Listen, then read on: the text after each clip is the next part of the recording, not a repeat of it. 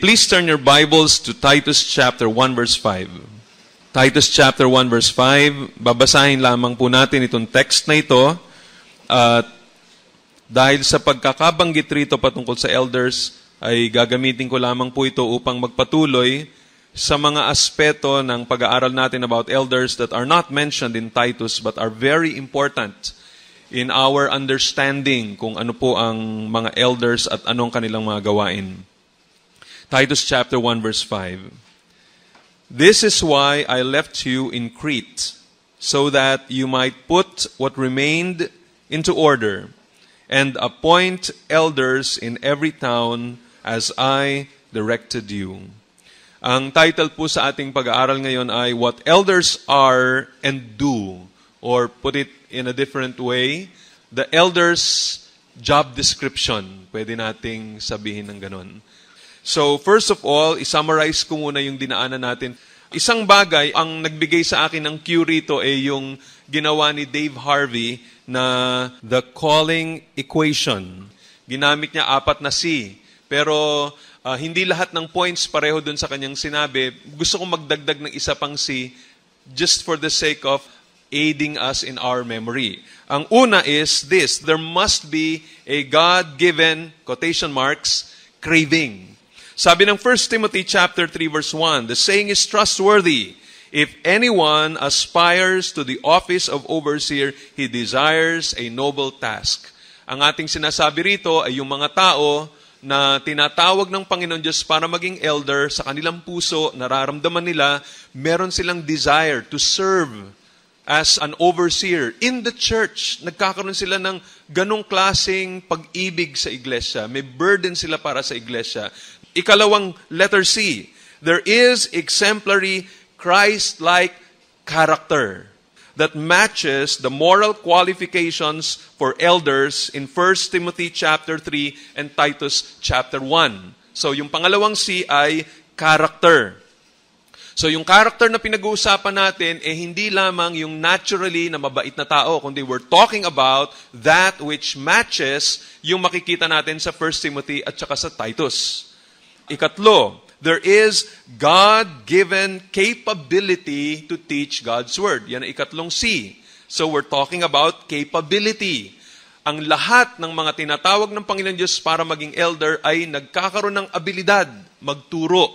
Not necessarily preaching behind the pulpit tulad ng ginagawa ko ngayon, but even on a one-on-one basis, perhaps by means of counseling or handling a small Bible study, kasama na yun doon pag sinabi nating capability. Kaya niya yun. Binibigyan siya ng abilidad na gawin yun. Of course, iba-iba ang dami o ang lalim ng mga giftings ng bawat isa that will be part of the board of elders, pero makikita natin lahat sila at least kayang magturo. So, there's God-given capability. Ikaapat, there is grace of conduct in the home. So the fourth C is conduct. So dun sa tahanan, grace of conduct in the home. Mismong pamilya niya, ginagalang siya, nirirespeto siya. You cannot put in an elder in the church kung yung sa kanya sariling pamilya, walang respeto yung kanyang mister, yung mga anak, hindi sumusunod sa kanya. Hindi pwede yun. Dahil sabi nga ng mga Bible teachers na na-share ko sa inyo, ang tahanan ay ang litmus test para sa character ng isang tao. Ang tahanan ay isang parang maliit na iglesia. Sa tahanan, dun mo makikita kung merong abilidad itong taong ito to lead the church or to instruct the church. Kung yung sarili niyang pamilya, hindi niya mabigyan ng instruction. Kung yung kanyang mga anak, hindi niya maturuan. Kung ganitong sitwasyon, how would you expect that person to handle a large congregation? So it's very important itong aspect na to, conduct in the home. Ikalima, there is confirmation in the church. At ang ibig nating sabihin dyan is may confirmation mula sa members ng church and particularly the leaders of his church. Mismong yung mga taong nakakakilala doon sa iglesia, mayroon silang mararamdaman sa kanilang puso, itong taong ito talagang ibang klase yung pag-angat ng Panginoon Diyos sa kanya. In terms of his ability to teach, ibang klase yung ginagawa ng Panginoon sa kanya. In terms of his character, nakikita namin na maayos na tao ito, makadiyos na tao ito, itong taong ito marunong manalangin, ang taong ito malalim ang kanyang pag-ibig sa iglesia. The members can feel that. The members know that. Oh, and more so, lalo na yung mga leaders ng iglesia. And then one more C is, there is credibility, so that they are well thought of even by outsiders. So I put there yung credibility. So ito yung 6 na mga bagay na makikita natin para masabi natin, ang kilos ng Holy Spirit ay nasa taong ito. Kaya siya ay pinipili namin na maging elder ng aming iglesia. Hindi po tayo, kumbaga, ang kahit sino na lang na makita natin, sabi, piliin natin si ganito, magaling na lawyer yan, magaling yan magsalita, magaling yan mag-lead dito sa organisasyong ito. Kunin natin yan and then i-train natin siya para maging elder. It doesn't work that way. Dapat ang Holy Spirit na ang nagte-train sa isang tao na maging elder. Ang Holy Spirit na ang nag-i-equip sa isang tao para siya ay magkaroon ng gift of teaching. Ang Holy Spirit na ang kumikilos sa kanya upang yung kanyang character ay umaangat na above the rest. At tayo, ginagawa natin sa congregation and the leaders of the church, we simply discern sino ba sa mga ito ang hinihipo ng Panginoon. And so these are the things that we want to look at. Meron ba siyang craving? Meron ba siyang character? Meron ba siyang capability? Meron ba siyang conduct in the home? Meron bang confirmation in the church? At meron ba siyang credibility sa mata ng mga outsiders? Okay, now, etong susunod kong ipapakita sa inyo, dapat nauna pa ito But I want now to address the question of, what are elders? What are elders? And answering this question requires us to consider what exactly an elder is not, and then what an elder is. So dalawang aspeto ang titingnan natin dito sa what are elders. First negative, and then the positive. Let me begin first with what an elder is not. Unang-una, a biblical elder is not simply an older male. At lagi ko na sinasabi, maraming mga tao na may edad sa iglesia at maaring godly pa sila. But they do not meet the character qualifications for biblical eldership outlined in 1 Timothy 3 and Titus chapter 1. You see, tayo kasi, we have a tendency to compare ourselves with one another. So pag may nakita ka na isang taong medyo may edad, ang dami ng puting buhok, o di kaya wala ng buhok dahil sa edad, parang ang tendency mo at ko-compare mo sa iyong sarili, nakita mo, sabi mo na lang, meron siyang 5 mga good character traits, ikaw 2 lang, sabi mo, gawin na nating elder yan, kasi okay yan, tinan mo, may 5 mga bagay na nakikita ko sa kanyang okay. It doesn't work that way. Paano kung ang listahan na nakalagay sa 1 Timothy 3 at Titus chapter 1, 15? Kung may 5 okay, at 15 ang sinasabi ng Bible, may 10 doon na hindi niya nagagawa o hindi siya nag-qualify, hindi siya pwede maging elder. Okay, so importante yan na maintindihan natin. Hindi lamang dahil siya may edad o dahil siya mukhang mabait. Ikalawa, a biblical elder is not simply a successful businessman. He's not simply a successful businessman. Hindi ibig sabihin na pag ikaw ay successful businessman, hindi ka na talaga pwede maging elder. Hindi. May mga successful businessmen na maayos talaga yung kanilang buhay. Kaya talagang asarap silang gawing elder. Pero hindi dahil ang isang tao successful na businessman, na ibig sabihin magaling siyang mag-manage ng kanyang kumpanya, ng kanyang korporasyon, o ibig sabihin magaling siyang mag-manage ng mga tao, magaling siyang kumita ng pera, magaling siyang abutin lahat ng kanyang goals na sinet niya dun sa kanyang kumpanya, ibig sabihin, yan pwede nang gawing elder sa iglesia. Hindi. The church is not simply a non-profit business. It is the body of Christ, and as such, is the most unique corporate institution in the world. It operates on principles of distinctively Christian doctrine, servanthood, holiness, faith, hope, and love. Yan ang mga prinsipyo na umiiral sa iglesia na hindi mo makikita dun sa loob ng isang kumpanya. Not necessarily na makikita mo sa isang kumpanya. Okay, so kailangan maintindihan natin yun. No? Huwag madali tayo magsabi, okay na businessman ito Gusto namin yan. Gusto namin yung amo sa aming kumpanya O kaya yan ang gawin nating elder. Hindi, marami pang mga bagay. As I mentioned, mga nakita natin last time, no? Gusto natin makita, do you have the ability to teach the Word of God? Can you apply the Word of God? O baka naman ikaw, magaling ka in terms of management principles. Marunong ka ng Gemba Kaizen. Marunong ka nitong ganitong mga kaparaanan para patakbuhin ang kumpanya mo. Okay. Maayos, ang ganda, malinis, orderly kumpanya. Pero ang pinag-uusapan natin, what about teaching the Bible? Kaya mo bang ituro ang salita ng Diyos? Paano pag may dumating na false teaching sa iglesia, kaya mo bang proteksyonan ng iglesia?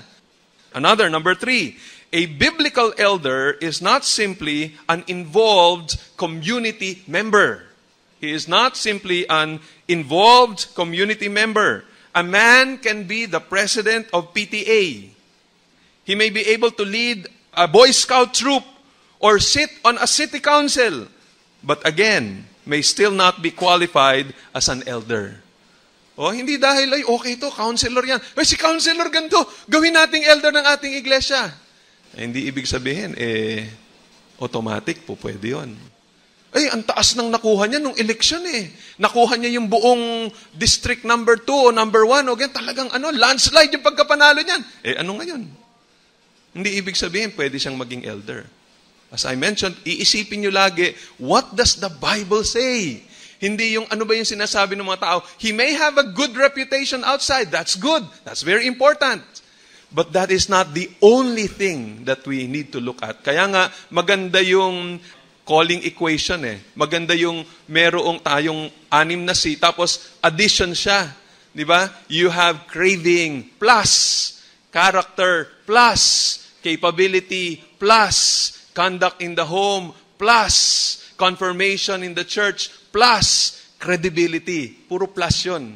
Hindi pwedeng may isa doon na hindi mo isama doon sa equation. Another thing, a biblical elder is not simply a likable person. May mga tao kasi na matagal na sa iglesia, everyone likes the person. He's the kind of person na gusto mong kantahan, for he is a jolly good fellow. Parang, elder yan. He's a jolly good fellow. Masaya siya, okay siya. Pag nandito siya, masaya tayong lahat. No, you don't just get that person immediately to become an elder. Again, ang tanong, yung qualifications ba ng 1 Timothy, ng Titus, at yung mga ginagawa ng elder, kaya ba niyang gampanan yon? Another thing, a biblical elder is not a female. Hindi siya babae. Tandaan natin, pag sinabi nating elder, pareho yon ng salitang pastor, pareho yon ng salitang overseer, pareho yon ng salitang bishop. So, an elder or a bishop or an overseer or a pastor is not a female. The criteria laid out in 1 Timothy chapter 3 and Titus chapter 1 assume male leadership in the church. The office of elder is an office that requires the ones holding it to be able to teach. Teaching is an authoritative act and women are forbidden to exercise authority over men in the church. Lalo na pag yung pinag-uusapan natin, pagtuturo ng doktrina sa iglesia. Okay, so later on we will be dealing with that, Lord willing. Pero ang pinapakita ng Biblia, just very quickly, ang roots nitong prohibition na ito na binigay ni Apostle Paul, inspired by the Holy Spirit, is the order of creation in Genesis chapter 1 and chapter 2. That Adam was created before Eve, revealing Adam's God-given place of headship over her. It does not mean na ang babae is of lesser quality in terms of personhood kumpara dun sa lalaki. No. Parang siguro, isipin nyo na lang ng ganito. Parang function lang yan Sabihin natin, kunwari, si Los Angeles Lakers, Kobe Bryant. Sino mas magaling mag-basketball? Si Kobe Bryant or si Phil Jackson? Sino mas magaling sa kanila? Kobe Bryant. Pero sino ang coach? Phil Jackson. Hindi mo sinasabi na, si Kobe Bryant, lesser ang ano niyan Hindi, ang pinag-usapan natin dito, function. Pinag-usapan dito, order. Kailangan respetuhin. Kahit na in terms of skill, mas magaling ito. Similarly, parang ganun, maaring in terms of skill, marami sa mga babae dito, mas skillful, mas matalino, kaysa sa mga kalalakihan natin, hindi ibig sabihin hindi na sila magsasubmit sa mga lalaki. Number 7, a biblical elder is not simply a seminary graduate. A biblical elder is not simply a seminary graduate. People often make this mistake, especially if the seminary graduate is the pastor's son. Isipin natin ang mabuti na hindi dahil ikaw ay anak ng pastor, Tapos pinag-aral ka sa isang Bible school, nakatapos ka sa isang theological seminary, ang tataas ng grades mo, ibig sabihin automatic, yan, gawin na nating elder yan. Siya na yung papalit kay pastor. It doesn't work that way automatically. Again, titingnan natin based on what the Bible says. Kasi kung babasahin nyo nga ng mabuti yung Biblia, hindi pinag-uusapan doon ng talino Pinag-uusapan doon character. Kahit na magaling ka sa Greek, sa Hebrew, sa Aramaic, ang galing mo sa lahat ng doktrina, pero pag malabo yung character mo, if you don't have a good reputation outside, if your family does not respect you, hindi ka pwedeng maging church leader, hindi ka pwedeng maging pastor or elder ng isang iglesia. A biblical elder is not simply an evangelist. Hindi dahil ang isang tao, napakaganda ng kanyang conversion, and then nag-share na ng ebanghelyo, pagkatapos maraming nagre-respond sa gospel na sinishare niya, talagang naboborn again, napapasok sa iglesia, does it mean automatically pwede siyang gawing elder? Hindi. Huwag niyong kalimutan ito. Ang isang bagong mananampalataya, a new believer can immediately evangelize. Pwede. Basta nakilala mo si Jesus Christ, alam mo ebanghelyo, kahit very basic yung understanding mo sa ebanghelyo, pwede ka na mag-share na salita ng Diyos. But, pag ikaw ay bagong born again, pinagbabawal ka ng Biblia na maging elder. Let him not be a new convert. Kita nyo? Pero meron ba sinabi sa Bible na bawal mag-share ng gospel, basta new convert? Hindi. Pag bago kang born again, sige, mag-share ka na. Kahit may mga aspeto pa ng buhay mo na hindi masyado maayos, sige, mag-share ka na kagad. Pero not to be an elder of the church. Ikasyam, a biblical elder is not simply someone who strongly believes he is called. Hindi yung porket sinasabi mo, Pastor, talaga na naginip ako, nagka-vision ako, nagka-ano ako na, ako talaga tinatawag ng Diyos na maging elder sa iglesia. Nararamdaman ko talaga sa aking puso. Yung tinasabing craving, tanggalin mo na yung quotation marks. Talaga may craving sa aking puso na maging pastor. No. Kailangan i-confirm pa yan ng leaders of the church. At marami pang ibang bagay na gusto nating makita. Okay, so yan ang mga bagay, negatively speaking, what an elder is not.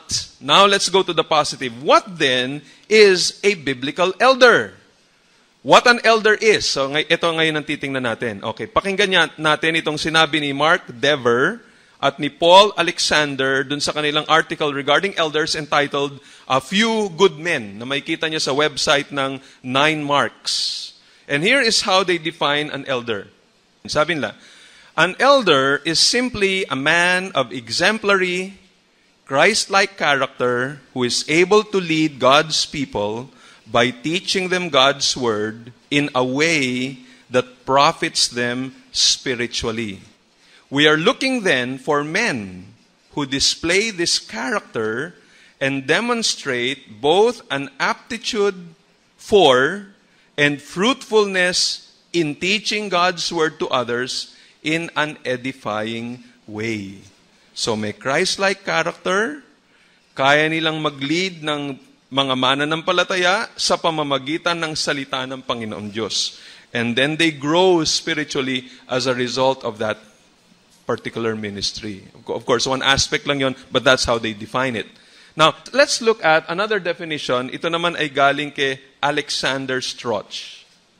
Si Alexander Strauch ang sumulat ng librong Biblical Eldership. And I've put together yung iba't ibang mga definitions or descriptions na binanggit niya throughout his book from different chapters. At ito yung aking nakolekta. So ito ang kanyang sinabi.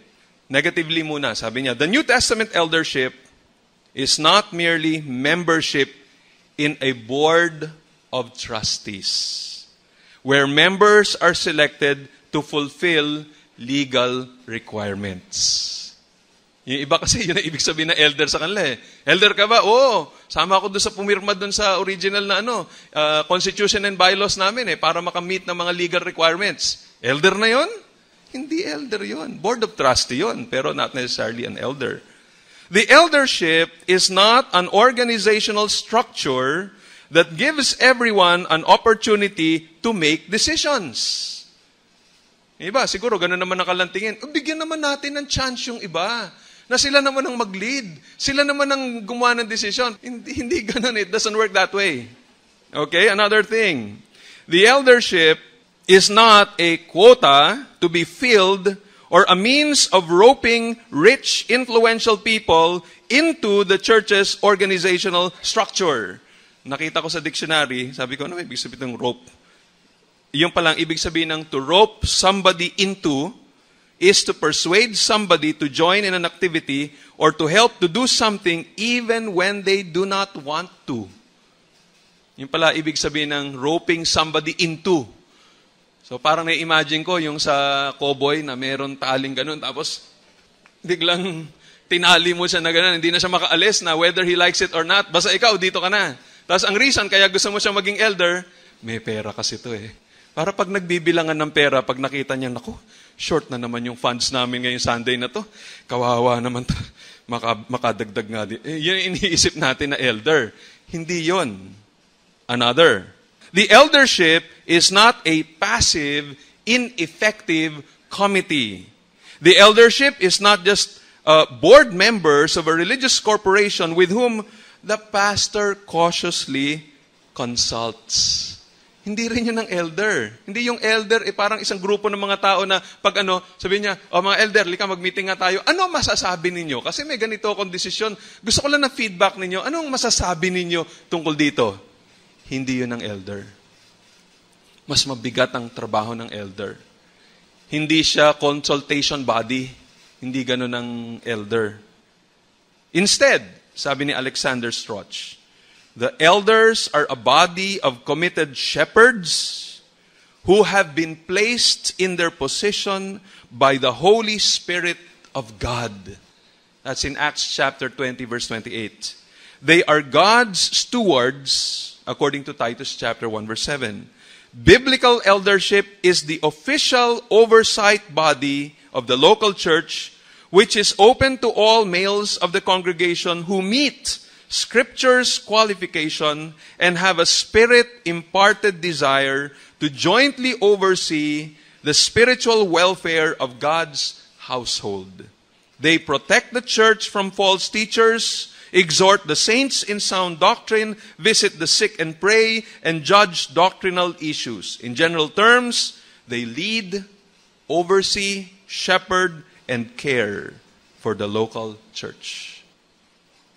Okay, so that's what an elder is. Now let's move on to the next point.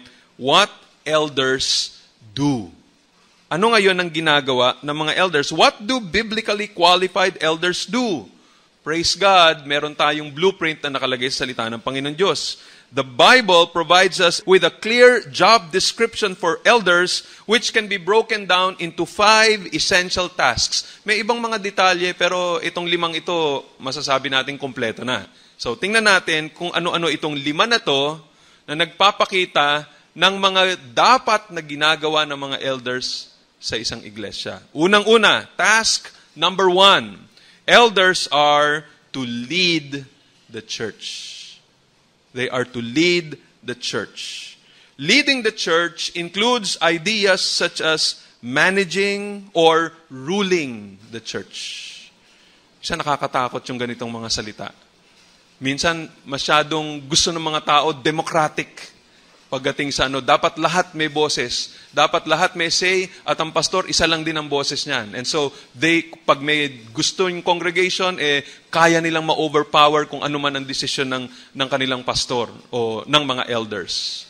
But again, I just want you to look at these passages. Tingnan nyo kung ano yung mga nakalagay dito sa Biblia. Look at 1 Timothy chapter 5 verse 17 from the ESV. Sabi doon, let the elders who rule. This is from the Greek word proistemi. Rule well, be considered worthy of double honor, especially those who labor in preaching and teaching. So mapapansin nyo dyan, maaring iba nagre-react, ayaw nila ng ganung mga salita, wala tayong magagawa. Ito, Bible na yung pinag-usapan dito Sabi rito, they rule well. Pag naririnig natin yung mga salitang rule, we think of kings, we think of magistrates, we think of itong mga ganitong mga bagay sa society. But in the church, meron ding pinapakita doon na hierarchy. Again, we're not questioning yung quality ng pagkatao natin. Just as yung illustration ko kanina, si Phil Jackson at saka si Kobe, hindi yan ang ating pinag-uusapan rito. Na hindi natin kinu-question yung kanilang pagkatao, yung quality ng kanilang personhood. Pinag-usapan natin dito yung function nila. And there is authority, there is hierarchy in the church. Just as there is hierarchy in the home, wala kayong makikita na binaliktad na sinasabi, husbands, submit to your wives, or parents, submit to your children. You will never find that in Scripture. Maliwanag na yung husbands. Wala kayong makikita na sinasabi, mga authorities in society, you submit to the people. Hindi, lagi sinasabi, yung mga tao, they are to submit to authorities. So, similarly, pagdating natin sa iglesia, yun din. Kaya ito, maliwanag, rule. Now, please take note. Ang pinanggalingan nitong mga salita rito ay galing din sa proistemi that is translated rule in 1 Timothy chapter 5 verse 17. Pero tingnan nyo how it is translated in other portions. 1 Thessalonians chapter 5 verse 12, it says, "We ask you, brothers, to respect those who labor among you and are over you in the Lord and admonish you." Kita nyo? Pinapagalitan sila or ini-encourage sila pag sinabi nating admonish. Pero ang tawag sa kanila, they are over the congregation. Kaya nga ang tawag sa kanila, overseer. Minsan baliktad na eh. Gusto ng mga tao, nasa kanila yung oversight. Pagka may mga decision yung mga leaders, yung mga elders, and it is based from their understanding of their overseeing responsibility, ayaw ng mga tao yon. Parang feeling la, bakit ganyan? Ano ka? Masyado kang ganito at ganyan. But that's what the Bible says. Kaya nga, overseer ang tawag sa kanila. And it's the Holy Spirit who placed them there as overseers.